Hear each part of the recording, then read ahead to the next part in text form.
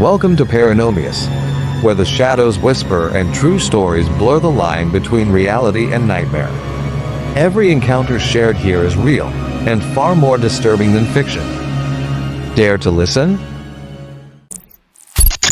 The narrator was only 5 years old when life changed forever.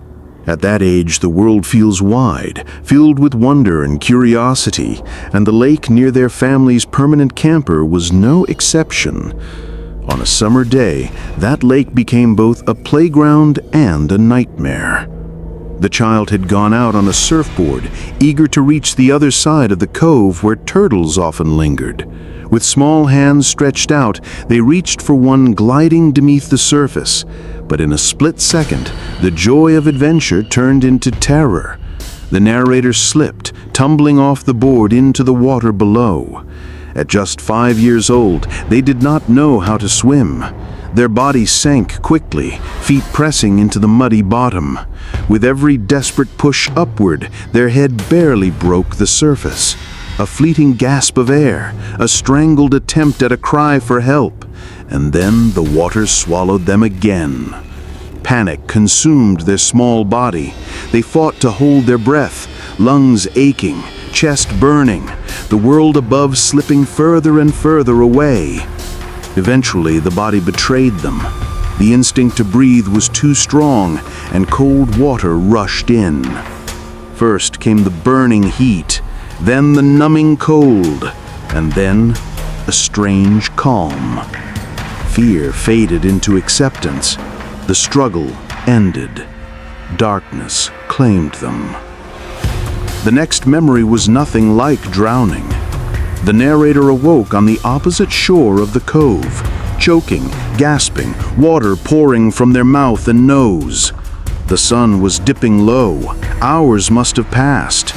And standing there was a man, bald, shirtless, wearing only cut-off jean shorts. Without a word, he turned and walked away. The narrator never saw him again. They never learned who he was or how they had been saved. His presence remained a mystery, but something else had changed that day. From that moment on, life was different. The child who had gone under never truly came back the same. Strange occurrences began. Children's voices echoed outside their window at night, laughter, chasing, even crying.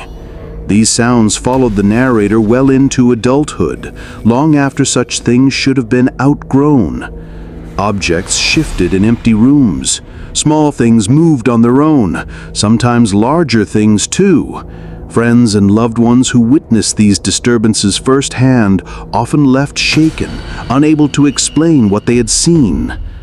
Dreams, too, turned unsettling. People appeared in them, friends, family, acquaintances, sometimes speaking, sometimes just standing silently. The disturbing part came later. Each of those people was found dead not long after the dream. This wasn't coincidence. It happened repeatedly. It was as though the veil between life and death had thinned for the narrator. The presences weren't always distant. At times, footsteps creaked across the floor when no one else was there. A hand would brush the narrator's arm, fingers would grip their shoulder, or something unseen would touch them in moments between sleep and waking. And then came the figures. Just last week, the narrator awoke to see a man looming above them, screaming in their face. The vision was vivid, piercing, impossible to dismiss. Only days later, another visitation came. A couple, mid-40s, a man and woman, appeared in the bedroom, yelling as if they belonged there. These figures always slipped in at the edge of sleep, as if reality itself had thinned enough to let them through. Poltergeist activity was no stranger either. At times, a suffocating weight filled the air, pressing down, cold and heavy. But just as suddenly, a flash of light would appear, not directly visible, only in reflections like in a darkened television screen or the edge of a mirror. When the light came, the heaviness vanished, as if driven away. But perhaps most chilling of all is one particular place near the narrator's home. No matter the hour, 1 a.m., 2 a.m., 3 a.m., the woods fill with the sound of children playing. Laughter, chasing, cries of excitement.